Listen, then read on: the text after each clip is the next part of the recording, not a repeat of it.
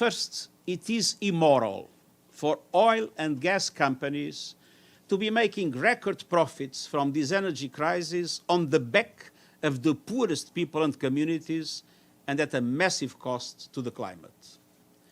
The combined profits of the largest energy companies in the first quarter of this year are close to $100 billion US.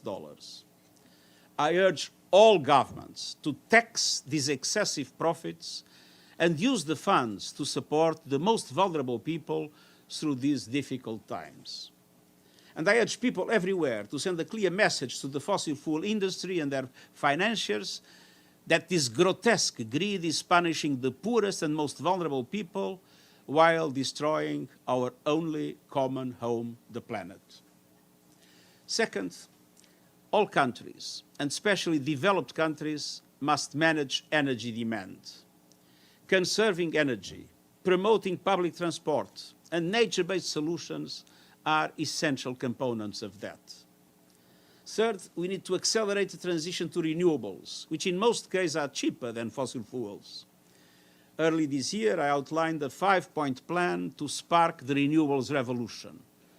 Storage technologies, including batteries, should become public goods. Governments must scale up and diversify supply chains for raw materials and renewable energy technologies.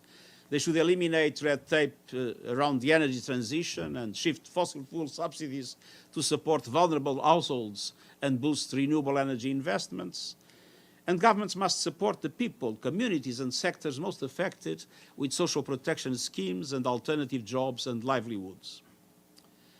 Fourth, private and multilateral finance for the green energy transition must be scaled up.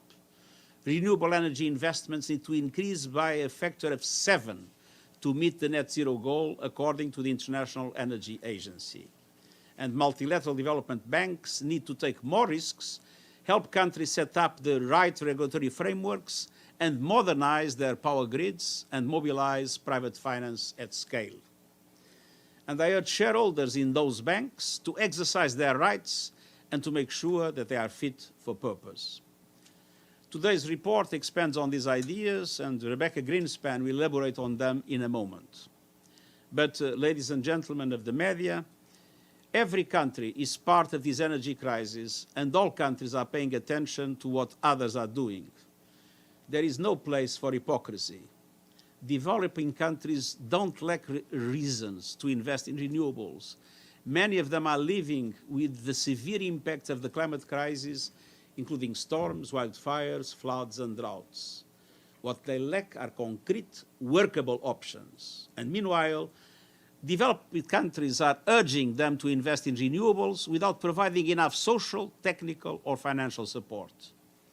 And some of those same developed countries are introducing universal subsidies at gas stations, while others are reopening coal plants. It is difficult to justify such steps, even on a temporary basis. But if they are pursued, such policies must be strictly time-bound and targeted to ease the burden on the energy poor and the most vulnerable during the fastest possible transition to renewables.